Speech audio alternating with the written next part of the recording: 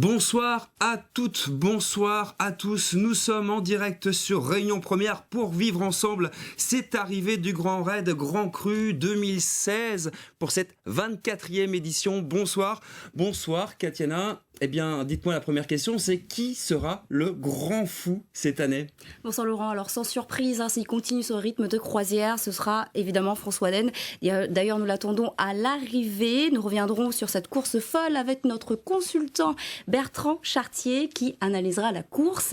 Mais tout de suite, cap sur la redoute avec Johnny Lérivin dans les starting blocks pour l'arrivée du fou du trail. Johnny, paré, pas paré?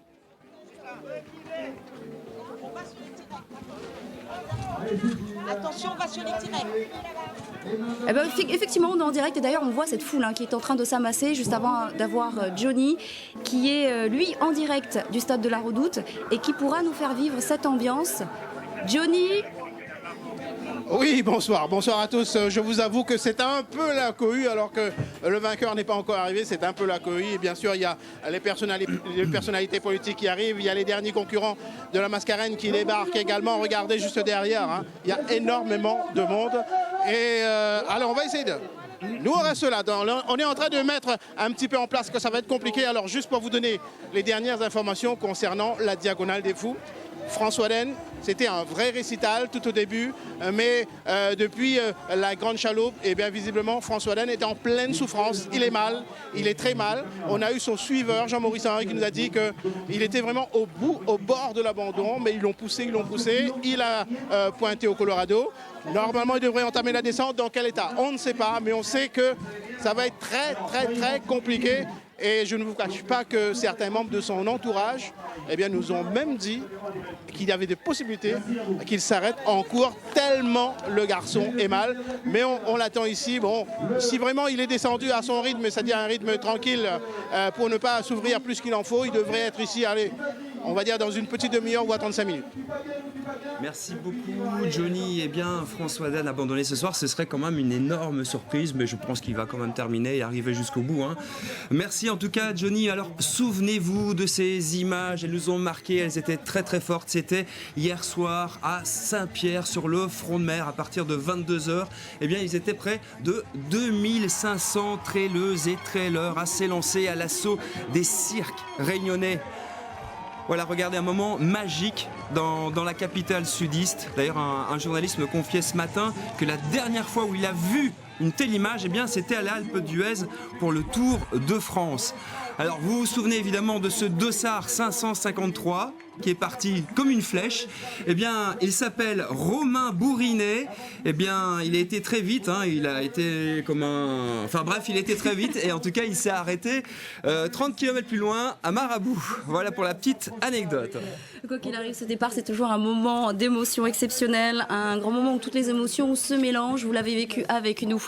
Retour sur les premières heures d'effort maintenant de nos raiders fous qui, dès le départ, ont dû gérer les différences de température et de dénivelé assez importants.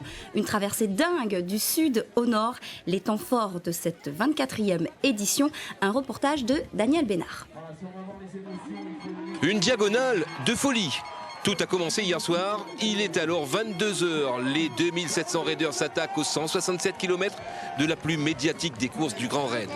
Dès les premières foulées, un homme impose une cadence infernale. François Den, double vainqueur de l'épreuve, affiche ses intentions. Freddy Thévenin, qui porte haut les couleurs locales, tient bon jusqu'au domaine Vidotte. Les heures défilent, les kilomètres aussi. Les favoris réunionnais montrent des signes de faiblesse. Marcel Puy, blessé, abandonne. Puis, Freddy Thévenin, victime d'une entorse à la cheville sur les sentiers. Le palmier plénois jette l'éponge. Les espoirs locaux de bien figurer dans l'édition 2016 reposent alors sur les épaules de Guy Noël Lebon, heureux du soutien de sa famille. Ça compte beaucoup la famille. Je fais un petit bisou. Sabrina, Vincent Guillaume. Merci. Alors, qui pour contrecarrer les plans de François Den? Antoine Guillon, difficile de parler de duel entre les deux derniers vainqueurs tant la suprématie de Daen est impressionnante. La première place, elle est encore jouable? Non, je pense qu'elle est loin. Je vais prendre la deuxième, ouais. À la mi-course, le leader de l'épreuve compte plus d'une heure d'avance sur son rival. Faut gérer quoi, c'est encore long, c'est la moitié. 1h20, l'écart est important, un écart presque impossible à combler pour les poursuivants de François Dens qui se dirige tout droit vers sa 3e victoire sur la Diagonale des Fous. En fin d'après-midi, seule une blessure pouvait encore empêcher le champion de s'imposer. Et on espère qu'il pourra continuer et arriver ce soir à la Redoute. Voilà. Alors, on a un Antoine Guillon très métronome, on l'a vu, il a pointé ce soir, cet après-midi exactement à la même heure et à la même minute que l'an dernier, au même endroit, exactement. Et de l'autre côté, on a un François Dan qui fait de grandes enjambées et qui attaque très vite. Il faut savoir qu'à partir du 30e kilomètre, eh bien, il était en tête entre Notre-Dame-de-la-Paix et Piton-Sec. Bertrand Chartier, de style complètement différent, François Dern et Antoine Guillon. C'est sûr qu'en termes de taille, c'est pas les mêmes gabarits. Après, chacun développe ses qualités. Antoine est est toujours un métronome, donc on le voit par rapport à ses temps aujourd'hui. Il est vraiment basé quasiment à la minute près sur la performance qu'il a fait l'an dernier. François a l'habitude de partir fort devant.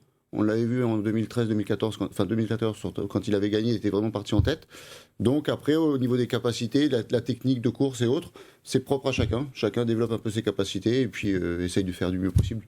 Alors Bertrand, vous l'avez dit, deux styles complètement différents. Bertrand, quel est le gabarit idéal pour participer à ce grand raid ? Il n'y a pas de gabarit idéal, encore une fois. Tout dépend les qualités qu'on a à travailler, les défauts qu'on a à travailler. Et après, c'est un ensemble. On parle souvent du physique, mais est-ce que dans le grand raid, il faut avoir que des jambes pour arriver au bout ? Je suis pas sûr. Je pense que les jambes, à partir de Sillaos, si vous n'avez pas la tête, c'est fini. Donc voilà, c'est un ensemble qu'il faut travailler. Et puis après, c'est être bien dans ses baskets, être bien dans la tête, et puis ne pas avoir peur de souffrir. Justement, il n'a pas peur de souffrir. Il a pointé à 17h45, François Den. Il pointait donc à la possession au 146e kilomètre et après 19h45 minutes de course. On va d'ailleurs tout de suite rejoindre Sigrid Schankaibon qui se trouve au poste de pointage à la possession de l'école Évariste de Pargny où les raiders continuent d'arriver. Qu'est-ce que vous pouvez lire, Sigrid, sur le visage de nos raiders fous ? Alors Katiana, le 9e concurrent vient de passer le Dossard. Le Dossard 1428 vient de passer juste derrière nous, juste avant de prendre l'antenne. Donc c'est le 9e concurrent à passer ici à la possession. On a attendu ce concurrent-là pendant plus d'une demi-heure. Il est passé donc avec une demi-heure de retard sur le 8e. Ce que l'on peut dire, c'est qu'ici, à la possession, on attend la première féminine qui serait 11e. Elle est passée à 20h05 chemin Ratineau. Elle ne devrait pas tarder à arriver à la possession. Et pour garder le rythme, pour être en forme durant la nuit, les bénévoles sont là et à côté de moi, nous avons la chef de poste. Alors, comment vous faites pour maintenir tout le monde en forme ? La motivation, le sourire, la force et l'envie de voir tous ces coureurs arriver en pleine forme et surtout atteindre la Redoute. Et comment vous les trouvez, les coureurs là qui sont passés depuis tout à l'heure ? Ils sont bien. On sent quand même la fatigue sur leur visage. Mais voilà, leur motivation, c'est ça d'arriver jusqu'au bout. Les 20 derniers kilomètres sont importants. Et comment on fait justement pour garder la forme toute la nuit, pour encourager ces coureurs-là qui ne s'arrêtent pas pendant la nuit ? La musique, la motivation, le sourire, et puis cette adrénaline qui monte tout au long de la nuit, en attendant et en espérant de voir le coureur, les coureurs et jusqu'au dernier. Merci beaucoup parce que Katiana, ce qu'il faut retenir aussi, c'est que les bénévoles présents ici font aussi leur grand raid à leur manière. Merci beaucoup Sigrid. Allez, on quitte maintenant la possession pour la Redoute où on vous retrouve. Johnny est arrivé. Alors Johnny, est-ce qu'on sent l'effervescence monter ? Est-ce qu'on sent le public s'animer ? Oui, effectivement, nous avons dépassé les 23 heures de course. On rappelle qu'ils sont partis depuis 22 heures hier soir, donc du littoral Saint-Pierrois. Et là, l'arrivée de François Den serait imminente. On vous l'avait dit dans l'intervention précédente qu'il était mal, qu'il souffrait énormément. Mais c'est au mental qu'en ce moment, François Den marche. C'est au mental qu'il est en train de progresser vers le stade de la Redoute, vers ici, la ligne de l'arrivée. On l'attend dans quelques minutes. Et regardez déjà l'ambiance qui règne ici, sous l'arche d'arrivée du Grand Raid de la Réunion. Et François Den donc en passe d'inscrire une 3e victoire au palmarès, à son palmarès, et d'inscrire pour une 3e fois son nom au palmarès de l'événement réunionnais. peut-être Johnny, on ne le sait pas encore, mais en tout cas Johnny, des mauvaises nouvelles, hein. On l'a appris évidemment très tôt aujourd'hui, des abandons réunionnais, Freddy Thévenin, Marcel Puy, mauvaise nouvelle. Mauvaise nouvelle, qu'est-ce qu'on aurait aimé, Bertrand? Qu'est-ce qu'on aurait aimé avoir de Réunionnais comme en 2008 avec Pascal Pargny? Mais on va dire les choses franchement. On n'a pas du tout le même niveau puisque ce ne sont pas des professionnels qui vivent de ça. Ils ont un travail à côté, Freddy Thévenin et Marcel Puy, alors qu'on reçoit quand même à La Réunion des raideurs de renommée internationale qui ont l'habitude de faire ce genre de trail et qui en vivent d'ailleurs. Oui, effectivement, le Grand Raid, le bon côté, c'est que ça a pris une dimension vraiment internationale avec des athlètes de très haut niveau qui ont l'habitude d'être sur le circuit depuis des années, qui sont confrontés toute la saison à des athlètes vraiment très très forts. Nous, on les reçoit une fois par an. Est-ce qu'aujourd'hui, les meilleurs athlètes locaux sont mis dans les mêmes dispositions pour pouvoir lutter à armes égales, je serais tenté de dire, avec nos invités? Je suis pas sûr. Maintenant, même en leur donnant les armes, il ne faut pas croire que d'une saison à l'autre, ça va se passer. C'est un système qu'il faut mettre en place avec des moyens, peut-être faire de la détection. En tout cas, il y a tout un système à mettre en place. Mais aujourd'hui, c'est vrai que entre les meilleurs internationaux, et les meilleurs locaux, il y a une division d'écart. On peut véritablement parler peut-être d'un manque d'expérience dans les ultra-trails à l'étranger, Bertrand. Ouais, c'est pas forcément un manque d'expérience, parce que après, je pense que il y a un élément qu'il faut prendre en compte, c'est qu'un trail à La Réunion, c'est pas le même qu'en métropole, c'est pas le même qu'aux États-Unis, c'est pas le même. Et si vous n'avez pas l'habitude de voyager, finalement, on a nous je pense on a des coureurs, de bons coureurs spécialistes du Grand Raid. Voilà, des spécifiques parce qu'ils ont Voilà, évolué parce que c'est à leur huis terrain clos, à La d'entraînement, Réunion. parce que c'est leur terrain d'entraînement, ils connaissent les sentiers par cœur. Ça ne n'empêche pas, comme Freddy Thévenin qui s'est fait une entorse, de se blesser parce qu'il y a la lucidité, il y a toutes ces choses-là qui rentrent en compte. Mais voilà, il faut s'exporter, il faut être confronté de manière régulière à des athlètes de très haut niveau. Et puis pour passer des étapes, tout Mais simplement. ce genre de blessure, c'est parce qu'à un moment donné, on a relâché, on est confiant, on connaît très très bien le terrain. Donc du Non, coup, c'est pas une question de surlâcher, c'est que voilà, vous avez des phases de vigilance, vous avez des phases où vous êtes un peu moins vigilant. Peut-être qu'il y a eu un mauvais éclairage, peut-être que le terrain était glissant, voilà, vous avez fait un mauvais appui.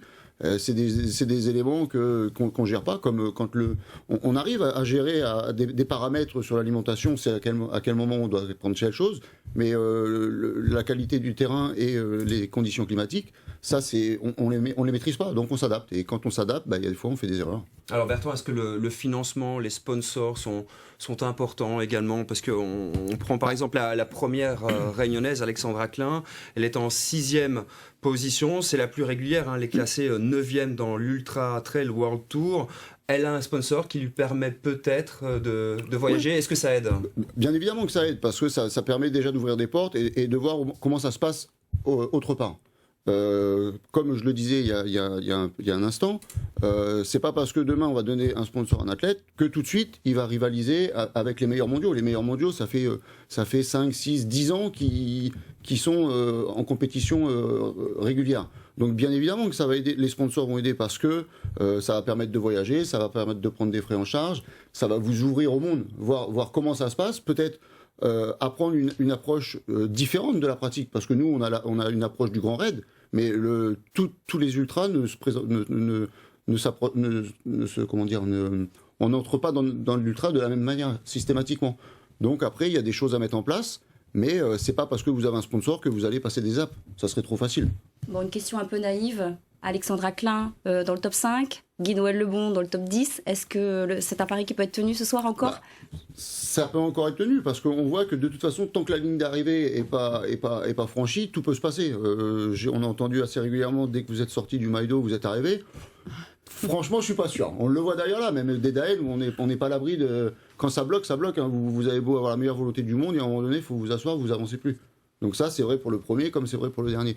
Après, Alexandra, elle est en 6e position. Elle est quand même à plus d'1h20 de la 5e. Donc voilà, Guy Noël, il est 12e, parce que juste devant lui, il y a la première féminine. Donc, mais voilà, tout est possible. Tout est possible. Quand vous avez une défaillance, la défaillance, c'est pas une défaillance de 5 minutes. Ça peut durer 1 heure, 2 heures. Il y a des fois, vous êtes bloqué, vous êtes arrêté au point de ravitaillement par les médecins ou autres. Quand vous pouvez plus partir, vous pouvez plus. Petite sœur de la Diagonale des Fous, la Mascareigne attire de nombreux adeptes. Ils étaient 1555 sur la ligne de départ ce matin à Grand-Îlette. Ils devaient arriver avant 20h. Une course contre la montre que David Haus a bouclée en 7h42. Seuls 638 ont pu terminer la course, qui représente 41% des inscrits. Un reportage d'Anastasia Lagara sur la petite sœur du Grand Raid, la Mascareigne. Grand-Îlette, 2h du matin, il y a foule au pointage. Enregistrement effectué, chacun peut enfin se préparer à sa manière. Au milieu de la foule, un petit groupe rêve déjà de contemplation sur fond de Maloya. Impatient surtout que le jour se lève et puis qu'on puisse découvrir les paysages de la Réunion. C'est surtout ça qui m'intéresse. 3 heures et des poussières, le top départ de la Mascareigne est donné. Sur 64 km, les coureurs traverseront Sentier Scout, le Colorado en passant par la Possession. À 10h42, le premier arrivé vient de battre un record. David Haus termine la course en 7h42, soit 13 minutes de moins que son prédécesseur. Je suis parti devant, j'ai mené ma course à mon rythme, donc je me suis concentré sur moi. Et voilà, ça a fait la différence. Les gars sont revenus, je me suis calé derrière et j'ai vu que ça tirait la langue. Et puis après possession, j'ai commencé à accélérer. Et voilà, j'ai pu finir vraiment bien, j'étais bien à l'arrivée. En deuxième position, le champion de l'édition précédente, Jean-Eddy Lorette. Face à un David Haus plus rapide, il n'a rien pu faire, mais il reste fier de s'être battu jusqu'au bout. Il ne dira pas que je mens si je lui dis qu'on lui a donné un petit peu de refil en retour. À 11h02, arrive à la 3e place le Réunionnais Félicité Gilles C. Pris d'une crampe sur le chemin des Anglais, il doit ralentir. C'est sans regret pour le possessionné qui participe à sa première Mascareigne. Au moins, on n'a point à rougir, c'est deux grands champions, c'est des gars qui me respectent beaucoup. Dans la catégorie féminine, Bruyas Camille décroche la première place en 9h35. La Stéphanoise habituée des montagnes a su gérer sa course. Ça s'est super bien passé. Dès que j'avais un coup de moins bien, ça relançait, donc je sais pas quoi dire. Les autres concurrents ont jusqu'à ce soir 21h30 pour franchir la ligne d'arrivée. Allez, un grand bravo à David Haus en tout cas. Et nous, un petit, même un grand big up à faire, Katiana. Absolument, à Valérie Filin que vous retrouverez dans le journal dès lundi soir. Elle a bouclé sa course en 14h42, 2 heures de mieux que par rapport à l'année dernière. On l'embrasse puisqu'à Réunion Première, on s'engage véritablement dans cette course folle. Félicitations Valérie. Voilà, en fait, bon, on en parlait tout à l'heure. Donc, David Haus, le grand vainqueur, ce soir en 7h42. Il bat son record de 15 minutes. C'est un grand triathlète, forcément. Il a terminé 4e aux Jeux Olympiques de Londres en 2012. Il s'est mis aux courses de montagne cette année, en fin de saison. On imagine peut-être qu'il a envie d'aller plus loin. Alors, Bertrand, est-ce qu'il a les capacités mentales et physiques pour peut-être aller plus loin dans les prochaines éditions ? Alors, il a terminé sa saison suite justement à la mauvaise nouvelle des Jeux Olympiques. Il a donné une orientation, il a mis un objectif en fin de saison pour l'entraînement sur la Mascareigne, et c'est pour ça qu'il s'est orienté vraiment plus vers la montagne. Après, les objectifs qu'il veut donner à ses années futures, ça, c'est lui qui peut répondre. Moi, j'ai quelques idées, on en a discuté un petit peu, mais je pense que c'est à lui d'en parler. Maintenant, est-ce qu'il a les capacités ? On revient un petit peu à ce qu'on disait tout à l'heure. C'est-à-dire qu'aujourd'hui, David, avec le niveau qu'il a en triathlon, très clairement, il est athlète de haut niveau. On parlait tout à l'heure des sponsors, mais être athlète de haut niveau, c'est pas que trouver un sponsor. C'est rentrer dans un système où vous êtes assisté, entre guillemets, mais vous assistez dans le sens où vous allez en stage de préparation, où vous avez un suivi médical et autres. Et tout ça, ça sous-entend que vous êtes professionnel. C'est votre activité. Vous êtes rémunéré pour ça. C'est pas parce que demain vous avez un sponsor et que tous les matins vous allez dans un bureau travailler que vous êtes athlète de haut niveau. Athlète de haut niveau, c'est du temps plein. Et David, par rapport à ça, bien évidemment qu'il est dans un registre qui est complètement différent des autres athlètes qu'on peut trouver sur la Mascareigne, même si la montagne, c'est pas ça pour l'instant, sa spécialité. Mais avec les conditions physiques qu'il a développées en triathlon, en vélo, la qualité de coureur qu'on lui connaît, puisqu'il a gagné plusieurs fois les championnats de la Réunion de cross et autres, bien évidemment que demain, s'il fait un entraînement spécifique, ça sera certainement un redoutable coureur en montagne. On l'a vu cette année, il a fait 2e à la Cleveland Classic. Sierzidal, c'était un peu plus compliqué, c'était la veille des Jeux Olympiques, donc je pense qu'il avait la tête partout sauf sur les épaules, ce qui est logique. Mais bien évidemment qu'aujourd'hui, il a les prédispositions pour, en faisant le bon choix, avoir une deuxième carrière de haut niveau sur une autre discipline s'il le souhaite. Merci beaucoup Bertrand. Allez, direction maintenant la Redoute avec Johnny Lérivain. Johnny, vous croisez encore quelques coureurs, quelques trailers de la Mascareigne. Dans quel état ils sont, Johnny ? Des remontées, des informations, des dernières informations. Jean-Maurice Henry, que tout le monde connaît, a une vingtaine de grands raids à son actif, a été le suiveur principal de François Den.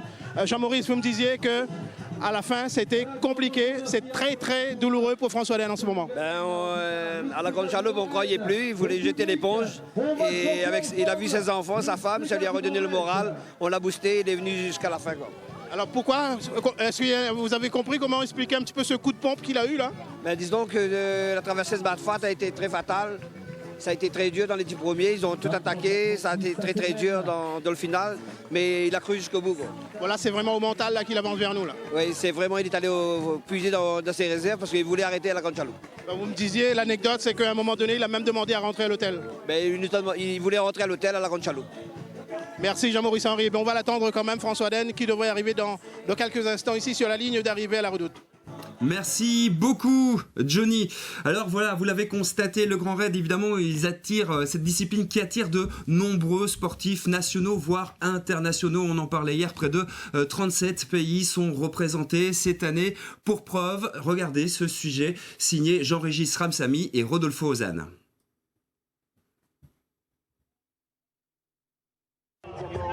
Le Grand Raid n'a pas encore démarré, mais ceux-là sont déjà qualifiés dans la catégorie des candidats qui ont fait le plus long déplacement. Ils viennent du Japon. Là-bas, notre course favorite ne serait pas inconnue, parole de Satoshi. J'ai hâte de me lancer, c'est vrai. C'est un ami qui m'a parlé de cette course. Mon rêve devient réalité, c'est vrai. Quittons le pays du soleil levant pour rejoindre les Testans. Originaires de Sainte-Suzanne, le duo participe à la course depuis 8 ans. Des frères unis, sauf peut-être lorsqu'il s'agit de définir qui est le plus rapide. On frise la concurrence. Elle est plus fort. Non, allez. Alors c'est où, c'est lui? Non, c'est lui plus fort. Ouais. C'est lui qui donne nos cadences en fait. C'est lui qui donne nos cadences en fait. Ça, ils suivent qui ça dans Jacques là? En fait, nous alternons. Mais un lièvre à chaque fois. Quand il gagne, c'est lui passe devant. Et quand il gagne, il change. Enfin, The régional de l'étape, Christophe Barré dit aussi qu'affable. Il court avec des savates et il met un point d'honneur chaque année à brandir le drapeau créole version du feu militant François Saint-Omer. Il veut dire que m'y arrive premier pour moi. Et les autres années, comment ça se passe? Quand François Daen y dépasse à moi, mais d'y aller à Léo Bounois, où les meilleurs que moi pour courir. Mon drapeau de métropole, c'est le drapeau français, comme le vôtre, bleu, blanc, rouge, mais moi je suis de région de Franche-Comté, et on a quand même un drapeau avec un lion. Un chat ne retrouverait pas ses petits dans cette marée humaine. Nos coureurs japonais, les deux frères de Bagatelle Sainte-Suzanne et le porte-drapeau réunionnais sont déjà sûrement très loin devant. Quelle belle image, mais il ne faut pas oublier non plus le trail de Bourbon, ils ont pris le départ à 21h à Sillaos.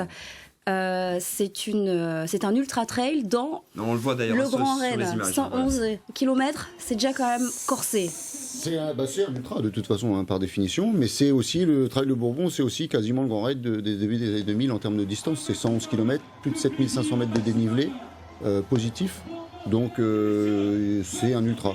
Il porte bien son nom. Qu'est-ce qu'on recherche là? On voit qu'ils sont quand même nombreux. Qu'est-ce qu'on recherche dans ce genre de course quand on est entre deux courses comme la Mascareigne où la gestion est différente et le Grand Raid? Je suis pas sûr qu'on soit entre deux courses. C'est que c'est une course proprement dit, mais avec des caractéristiques différentes qui sont et des qualités différentes. Faut aller plus vite que soi. Ça y est. Il est en train d'arriver, Laurent. Des nouvelles de la Redoute. Johnny, voilà. On peut voir effectivement François Dan qui arrive et qui boite. Il a l'air fatigué, oui. Fatigué, très touché. Et il est en train d'arriver, il fait quand même son interview, il l'amène jusqu'au bout. On sent que la course est quand même un peu moins fluide que ce qu'il a pu nous montrer dans les sentiers. Très fatigué, 167 km dans les jambes, mais la Redoute est proche. Et effectivement, le premier pilier, le premier soutien, ce sont les familles, ce sont les bénévoles, ceux qui sont là pour les encourager. Une arrivée extraordinaire. Il est applaudi, on entend les applaudissements, c'est ça l'ambiance Grand Raid. Et oui, c'est un fou qui va jusqu'au bout. Lui qui, tout à l'heure, on l'a l'a su de son suiveur Jean-Maurice Henry, voulait abandonner, rentrer à l'hôtel. Il est là, il est sur le terrain, il est présent et il arrive. Dans le parcours qu'avait mis Antoine Guyon l'an dernier. Et il va rentrer un peu plus dans l'histoire, comme on l'avait dit en préambule hier, puisque c'est le premier coureur après Marie-Louise 94, 95, 96 qui va faire le triplé sur le Grand Raid, donc 2013, 2014 et nouvelle édition 2016. Ça y est, Johnny, c'est vous qui allez prendre le relais parce que vous allez vivre avec nous cette arrivée. On a maintenant passé les 23h41 minutes de course et regardez l'ambiance qui monte, la ferveur qui monte ici. Cela veut dire que François Den est tout près d'arriver ici et inscrire son nom pour la 3e fois au palmarès de ce Grand Raid de la Réunion. 23h41, on rappelle que l'année dernière, il avait fait les 167 km de la traversée en un peu plus de 24 heures. Et forcément, cette année, il va l'améliorer ce temps. Malgré, vous l'avez entendu tout à l'heure, toute la souffrance qu'il a dû endurer. Malgré toute la souffrance qu'il a dû endurer dans la dernière partie de cette diagonale des fous. On l'a dit, François Den qui a été très fort, très costaud pendant toute la première partie de ce Grand Raid. François Den en tête dès Notre-Dame de la Paix, kilomètre 25. Et depuis cet instant, depuis cet endroit, il n'a plus lâché la tête de la course. Et puis, ce coup de pompe, ce coup de mou entre la possession et la grande chaloupe. François Den qui a été au bord d'abandonner donc cette diagonale des fous.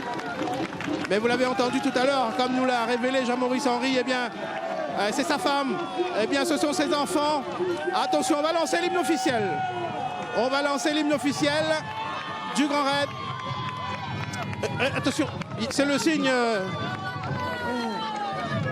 C'est le signe. Voilà, l'hymne officiel est lancé. 23h42 maintenant. 23h42 plus tard. Le premier du Grand Raid 2016. Après des moments de doute, de course. Alors que les derniers concurrents de la Mascareigne pointent ici au stade de la Redoute. On rappelle qu'ils avaient jusqu'à 21h30 pour pointer. Après 7h, c'est déclaré hors délai. François Den, on le rappelle, vainqueur du Grand Raid en 2013, vainqueur du Grand Raid en 2014 et qui va récidiver une 3e fois.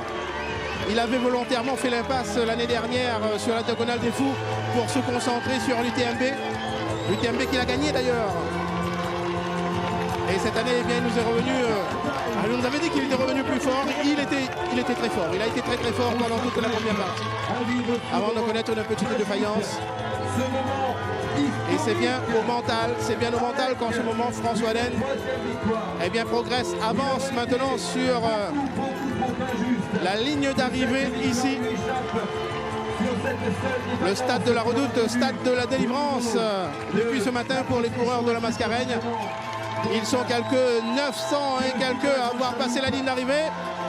Attention, on sent monter une grosse clameur. Ah, il arrive.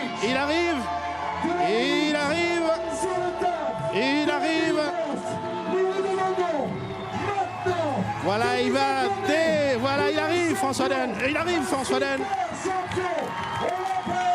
Il est là, le super champion. Sous les acclamations nourries du public réunionnais. Et voilà.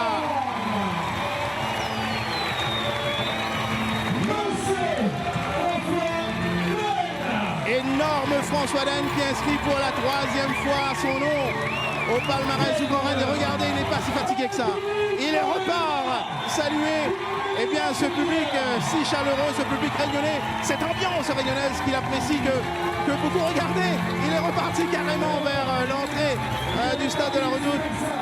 Exceptionnelle image, super François Den. Il a énormément souffert pour terminer.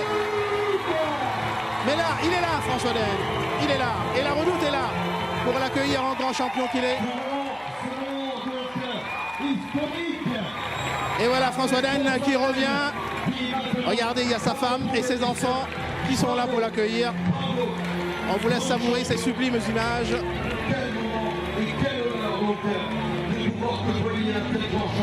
Instant d'émotion, François Laine qui prend donc un de ses enfants et moi, et voilà. Allez, le public de la Redoute, c'est à vous. Monsieur François.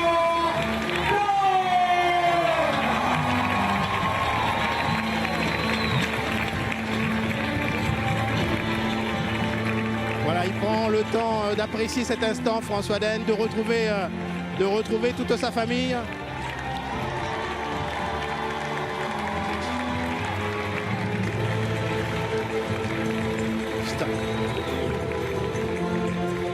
Robert Chicot qui lui remet donc la médaille de vainqueur de winner.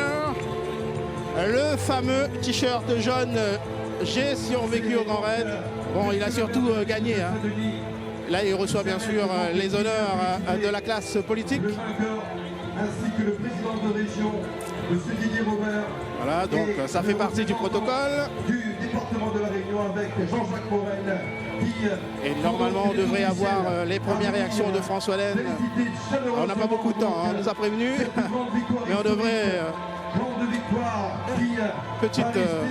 Vous le comprendrez par la charge émotionnelle complètement gravée dans la mémoire du sport réunionnais.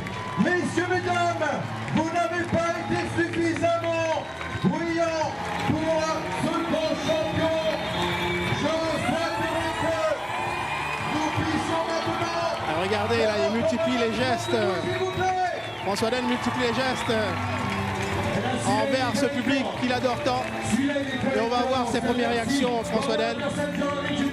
Voilà, il avance vers nous, il est très fatigué. Félicitations avant tout, François. Ça a été presque un récital au début, beaucoup de souffrance à la fin. Pourquoi? Qu'est-ce qui s'est passé? Comment expliquer ce coup de pompe là? J'avais des super sensations jusqu'au milieu de ma fat, et puis dans la montée du Maïdo, j'ai commencé à avoir vraiment des crampes un peu bizarres sur tous les quadriceps. Et puis bon, j'ai fait une belle montée quand même, mais derrière à la descente, ça voulait plus déplier. Et toutes les descentes derrière, ça a été abominable. Jean-Maurice Henry qui vous a suivi tout au long du parcours nous a dit que vous étiez tout près d'abandonner. Qu'est-ce qui vous a fait repartir, François? Bon, abandonner, je sais pas, mais il y a un moment, on a envie de se poser, on a envie de... Ouais, c'était vraiment, j'ai jamais autant souffert sur une course. Et du coup, ça rend la victoire encore plus belle, quoi. Je voulais remercier tous les Réunionnais qui m'ont poussé, et puis tout le team, quoi. Tout le team et la famille, parce que sans eux aujourd'hui, ça aurait pas été possible. Merci François et bravo. Voilà donc les premières réactions en direct sur Réunion Première, les premières réactions de François Laine, vainqueur du Grand Raid 2016, 24e édition, pour une 3e victoire. Et bien maintenant, il va avoir droit aussi aux honneurs du public, il va monter sur le podium.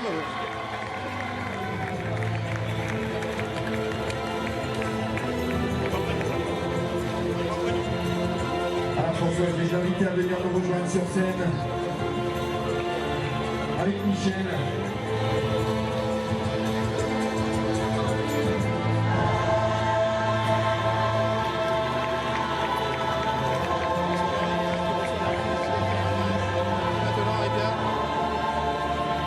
On va aller sur le podium.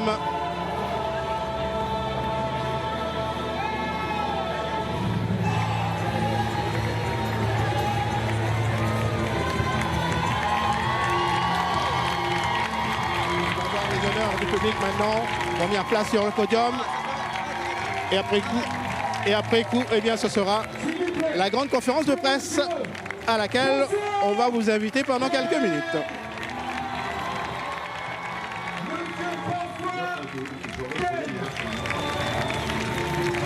Qui a tout remporté, 3 grands raids maintenant à son actif. François, tu sais qu'on est dans les petits papiers de tout le monde et que il y a eu des longs moments où tout allait bien et des derniers moments un petit peu moins drôles où il a fallu que tu ailles chercher l'énergie nécessaire pour venir rejoindre ici la Redoute. Ouais, ça a été une journée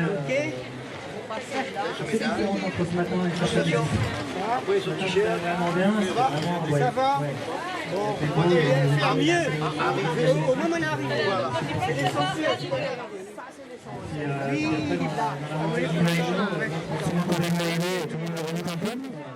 Là, il aurait eu encore plus de... Ça, c'est le sondage. D'accord. C'était très dur à descendre du Colorado, on a attaqué l'envers. Donc non, c'était compliqué en montée, ça allait bien, en descente c'était dur. Donc voilà, mais ouais, je voulais justement pas... Elle est encore plus belle parce qu'aujourd'hui j'ai vraiment été soutenu du début à la fin sur les 100 dans la nuit, il y avait plein de monde à l'arrivée, voilà. J'allais jouer au moment.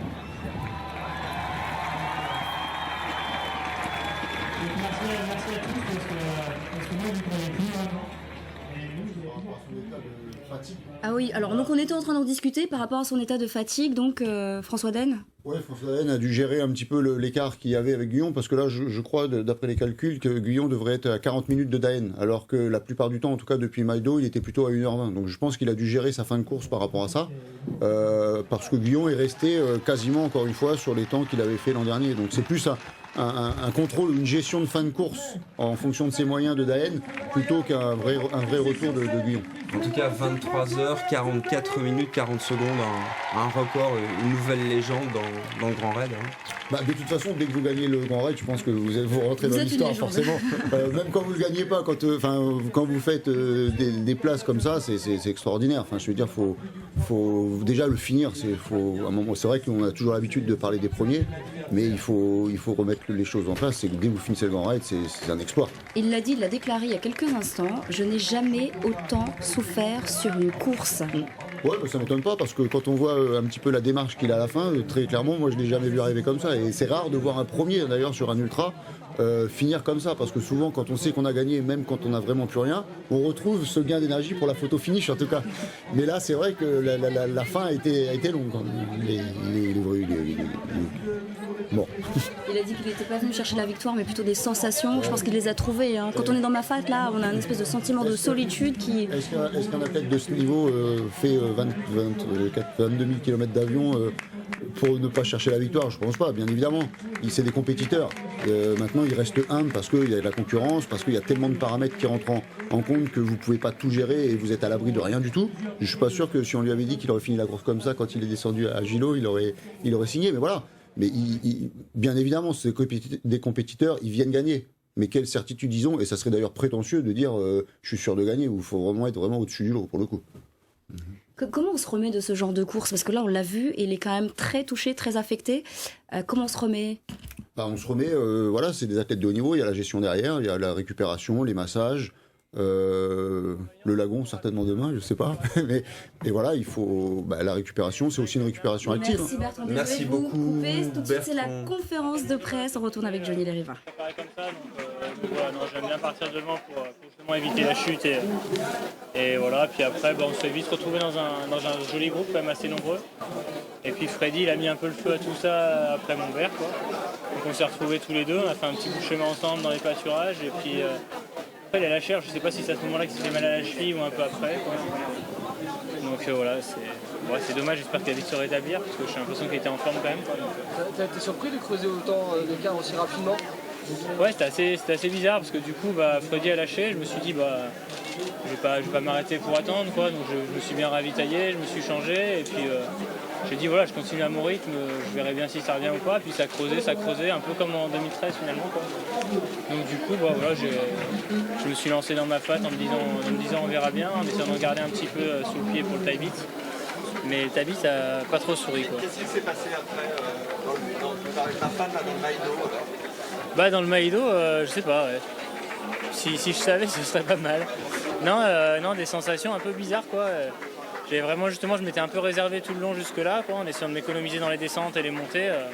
En allant quand même à mon rythme, mais c'est vrai que dans le Maïdo, après c'est toujours un peu compliqué parce que c'est l'heure du midi, il faisait super chaud quand même en bas. Et non, je sais pas, les jambes sont venues vraiment toutes dures, quoi. Donc j'ai continué à faire l'effort en montée, puis d'ailleurs ça se passait... C'était très douloureux au niveau des jambes, mais j'allais quand même à bon rythme parce que j'ai réussi à creuser les écarts. Mais après, dans la descente, c'était juste horrible, quoi. La descente du Maïdo, ça a été très compliqué. À la possession, c'était très très dur. À l'instant, tu disais qu'à un moment donné, que tu ne croyais plus. Ouais, non, c'était la descente sur la grande chaloupe, c'était un calvaire, quoi. J'avais les larmes qui coulaient le long des joues. J'étais en marche arrière. J'ai dû mettre 20 minutes pour descendre les 200 mètres de dénivelé. Je me suis dit là, ça va être super super compliqué de continuer. Et puis voilà, là on s'est posé. Je me suis fait masser un tout petit peu. J'ai bien mangé. Et voilà, ils m'ont remotivé. Ils m'ont poussé pour aller faire le pointage. Ils m'ont dit allez Coco, faut y aller là. Et c'est aujourd'hui que ça se passe. Et puis voilà quoi. Donc voilà, dans les montées ça allait bien, mais c'est vrai que j'étais en stress du Colorado. Et puis finalement, voilà, j'ai quand même réussi à garder une bonne avance en haut. On a fait la descente en marchant, en s'accrochant aux pierres comme on pouvait. Et voilà. Dans les montées, ça allait bien, quoi. Dans les montées, j'avais les jambes dures, mais ça allait bien, quoi. Le souffle allait bien, j'avais des super sensations, mais dans les descentes, ça allait pas trop. Tu as l'impression que c'est la plus belle aujourd'hui des trois? Ouais, c'est celle que j'ai le plus dû aller chercher, en tout cas, ouais. Avec le soutien des Réunionnais, en tout cas, vous l'avez dit. Ouais, il y avait tout. Ouais, c'était. Ouais, puis là, même là, j'ai jamais vu autant de monde sur le Grand Raid. Après, les conditions peut-être s'y prêtaient aussi, mais non, c'est vrai qu'il y a vraiment. Non, c'est génial, quoi. Puis je pense que demain, il y aura encore plus de monde, quoi. Donc voilà, c'est une fête de 3 jours et je pense qu'il faut garder ça comme ça. Comment on se sent quand on arrive justement sur les derniers kilomètres? Voilà, cette année, j'étais vraiment content d'arriver. Non, là, je vais avoir besoin d'un bon moment de repos. Je crois que je suis allé chercher un peu loin là aujourd'hui. Ouais, là aujourd'hui, c'était un peu. Je me disais allez, courage. À Maïdo, les gens ont senti que ça tirait un peu. Ouais, c'était dur. Physiquement, vraiment, là, c'était vraiment. Ah, c'était dur, puis du coup j'allais chercher un peu loin, et du coup j'étais pas tout à fait lucide toujours. Ouais, c'est difficile, puis voilà, c'est là aussi on peut perdre beaucoup de temps, quoi. Donc, montez, vous trottez ou vous marchez, il va y avoir 2 km/h d'écart. Dans une descente, si vous descendez en marche arrière ou si vous courez, il va y en avoir 15, quoi. Derrière Lyon, ils vous suivaient, il y avait cet écart de leur main. Vous l'avez su directement, vous êtes bien parti au moment où vous entendiez justement les pointages. Les écarts, ils ont beaucoup creusé jusqu'au Maïdo, quoi, justement, quoi. Après le Maïdo, ça s'est à peu près stabilisé. J'ai essayé justement d'appuyer un petit peu dans les montées pour on va dire amortir un petit peu ce que je perdais en descente, quoi. Et puis voilà, je pense que du coup j'ai quand même perdu pas mal de temps sur les 3-4 dernières descentes, mais bon, finalement ça suffisait. Vous rêvez de quoi là? Voilà, une bonne douche. Retrouvez vos proches, on imagine. Ouais, je vais aller les voir. Votre femme qui vous a beaucoup soutenu, on le sait, pour toute cette descente, pour tout ce trajet.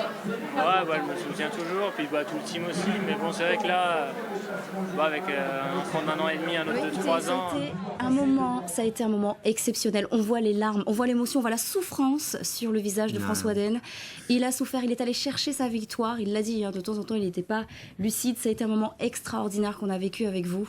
Et on est ravis. Le grand conquérant de la Diagonale des Fous 2016 a enfin désormais un nom. Il s'appelle François Dan. Il a le vigneron du Beaujolais a survolé cette course en 23h44 minutes et 40 secondes. Malheureusement, le temps est venu pour nous de vous quitter. Merci beaucoup. Johnny Arriva, merci beaucoup. Bertrand Chartier de nous avoir aidés, de nous avoir conseillés. Merci à vous en tout cas. Pour ces nombreuses soirées en direct. Merci à tous les invités, merci aux nombreux journalistes, merci aux nombreux techniciens, merci beaucoup Katiana, et on ne vous le répétera jamais assez, tous ensemble, allez tous ensemble, Sportez-vous bien. À très Bonne vite soirée sur Réunion Première.